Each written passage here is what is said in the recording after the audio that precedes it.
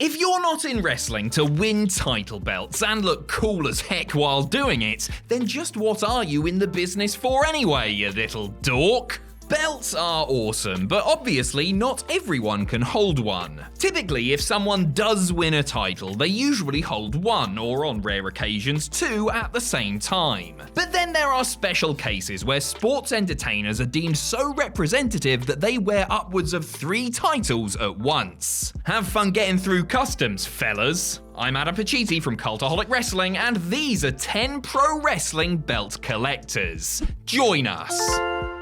Number 10, Kurt Angle. As if winning an Olympic gold medal with a broken freaking neck wasn't remarkable enough, Kurt Angle set about capturing every WWE prize on offer after debuting in late 1999. He became the Eurocontinental Champion just a couple of months into his full-time career, triumphed in the King of the Ring, won the WWE title less than a year after his debut, and then won basically everything else there was worth having before leaving in the summer of 2006. Angle then became the franchise player of TNA, and it was no surprise to see him add to his already impressive list of pro wrestling accolades. Kurt was riding high as both TNA World and IWGP Heavyweight Champion going into his winner-takes-all showdown with Samoa Joe at Hard Justice 2007. The Samoan Submission Machine's X Division and TNA Tag Team titles were also up for grabs. Why did Joe have sole possession of the tag straps at that time? I have no explanation other than because TNA. Anyway, Angle prevailed on the night, but lost the X Division and tag titles at the following month's No Surrender before losing the TNA title to Sting a month later at Bound for Glory. Number 9, the Dudes with Attitudes. Did you know the Clique had backstage influence in WWE during their New Generation heyday? Yes, you might have heard that Shawn, Kevin, Scott, Hunter, and Little Shawn used their collective power to adjust the creative direction of the show, which often resulted in them in featured matches and storylines where, you guessed it, they won championship gold. Funny that. Michaels was apparently the worst offender as he routinely got out of dropping titles for things like injuries and suspensions and forgetting where he put his smile. And boy must it have irked the Clique's co-workers, or enemies if you prefer, to see the Heartbreak Kid and Big Daddy Cool leave with all available gold at the end of In Your House 3.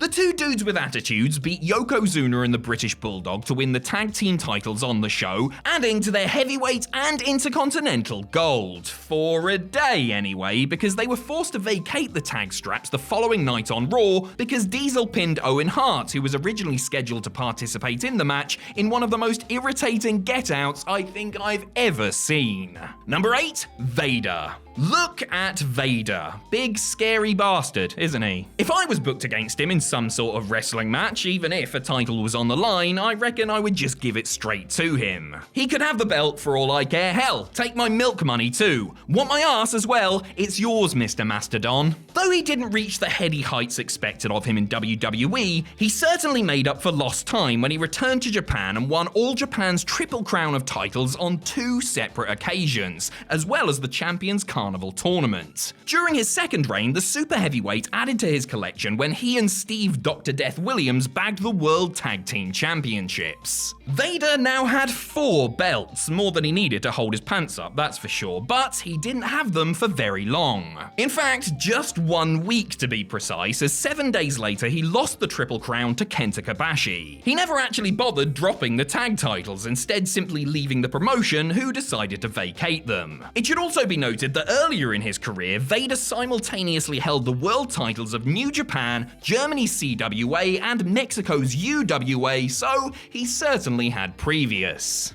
Number 7, Lance Storm. While the dying days of WCW were depressing for a whole host of different reasons, one of the rare positives was the pushes given to young, fresh talent who, years earlier, would have likely been cast aside. Indeed, it was heartening to see the focus put on the likes of Sean O'Haire, Chuck Palumbo, and, well, hell, all of the Natural Born Thrillers. One of the biggest beneficiaries of the New Talent Initiative was Lance Storm, who, if I can be serious for a minute, got the spotlight his talent richly deserved. first. Storm had won plenty of gold in ECW and overseas, but never had he held 3 separate titles at the same time. In the summer of 2000, Lance gained the WCW United States, Cruiserweight, and Hardcore titles in short order. In doing so, he became the first performer in WCW history to hold a trio of championships at once. And he was good value for it, renaming them all in order to highlight his Canadian roots and antagonize fans. The US title became the Canadian Heavyweight Championship, the Cruiserweight title the 100 kilograms and under championship, and the Hardcore title the Saskatchewan Hardcore International title. Saskatchewan Hardcore International title. SHR. Well, you get the drift. Number 6, Austin Aries. Austin Aries may be shorter than average, have some pretty ill-informed views, and once gave his girlfriend a promise ring, but you have to hand it to him, he was once scripted to hold 6 titles at the same time. After an underwhelming WWE run, A-Double went back to the Indies and got to work winning the titles of numerous organizations. It was actually Aries who coined the term belt collector, so that's a contribution to the business, but remember, he also once gave his girlfriend a promise ring. Nice one, Banana Boy. The self-professed greatest man who ever lived won the IPW UK World title, the World Series Wrestling title, and the Defiant World Championship.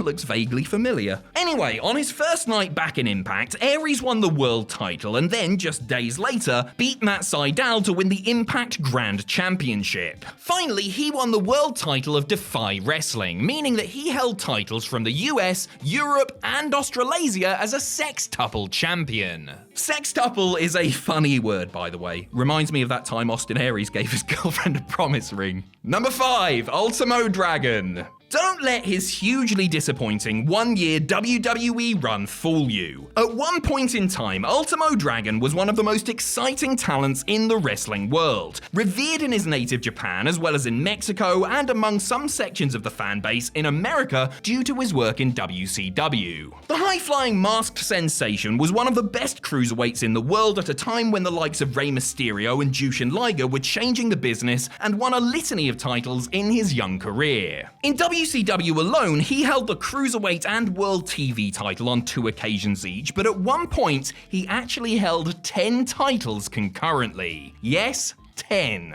To be fair, one of those titles did contain 8 belts in the form of New Japan's J-Crown. The J-Crown comprised an octet of belts from different promotions in Japan, Mexico, and the US. Dragon beat the Great Sasuke to win the J-Crown while also reigning as NWA World Middleweight Champion before adding the WCW Cruiserweight title to take him into double figures. It was only for a week as 1996 became 97, but it's a record that still stands to this day. Number 4, Bobby Lashley. Despite having a decent run in WWE the first time around, Bobby Lashley really came into his own when he joined TNA years later. Watching the Dominator rip through the roster while also growing in confidence and improving every facet of his game was a beautiful thing to watch. Beautiful like all of those hard, shiny, perfect, hard, shiny muscles. So shiny and hard and perfect and hard and Anyway, Lashley was good, is my point, and TNA rewarded his hard work and improvement with title wins, plural,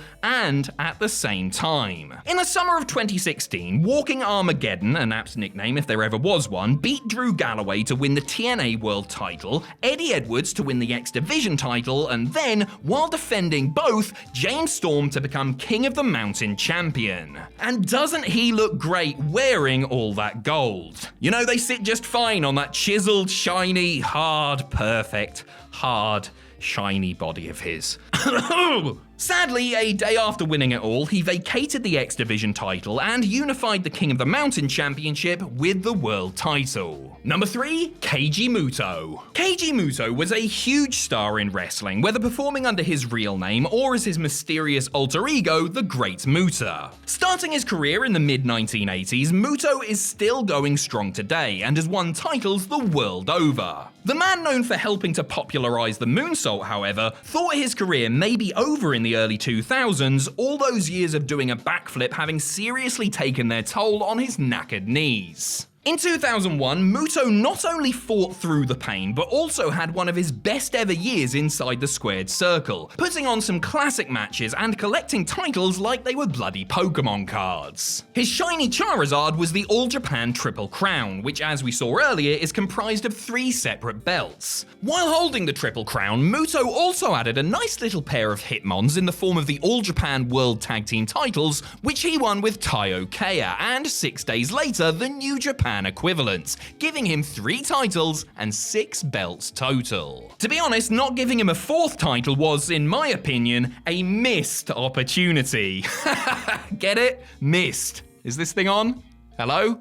Number 2, the two-man power trip. Their unholy alliance may have been short-lived, but the two-man power trip of Steve Austin and Triple H managed to pack a lot into the couple of months they terrorized WWE. Coming together on Raw the night after WrestleMania X7, Stone Cold and the Game only had the WWE title in their collection to start with, but soon remedied that. Just days after joining forces, Triple H won the Intercontinental title from Chris Jericho on SmackDown, and despite losing it a week later to Jeff Hardy for 6 days, held it right up until the power trip came to an unceremonious end. With Austin and Hunter in possession of the 2 top singles titles, they met the Brothers of Destruction in the main event of Backlash, with Kane and Undertaker's WWE Tag Team titles on the line in a winner-takes-all match. And guess who went and won the bloody lot, eh? That's right, old Fang McFrost and Terrorizin' won to hold all the gold. Trips lost his IC title to Kane at Judgment Day, and the night after they dropped the tag titles to Chris's Benoit and Jericho in a match where the Cerebral Assassin also lost his quad.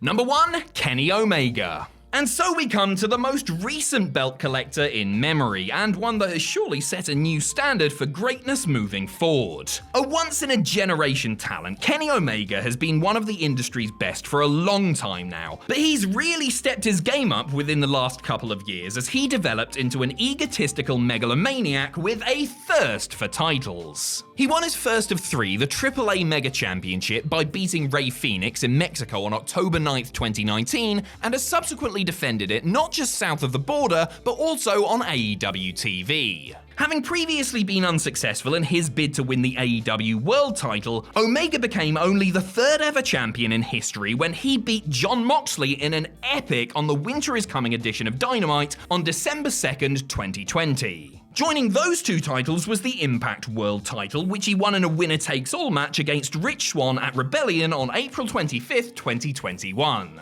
He's since lost that title to Christian Cage and will no doubt also lose the other 2, hopefully in spectacular fashion, because as entertaining as his rise has been, Omega's eventual fall is going to be so much sweeter.